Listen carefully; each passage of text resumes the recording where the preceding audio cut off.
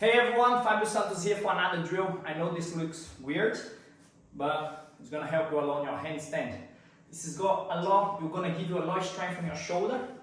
Make sure you find a surface like this where you can hang off your arm. Wear some socks because your foot, we want it to keep as close as you can to the wall, so you're gonna be sliding up and down the wall so you don't burn your toes as well. Our goal is to do between 4 to 6 lift or reps, however you wanna call it. And then we're gonna go down and rest for 60 to 90 seconds the most. And then you're gonna repeat this 5 rounds.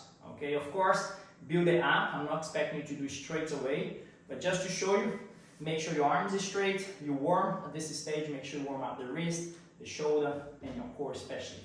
So there, locking the arm, I'm off the floor, I'm gonna lift, hold for a little bit, and then bring it back down. Up, hold, bring it back down. Up, hold, bring it back down.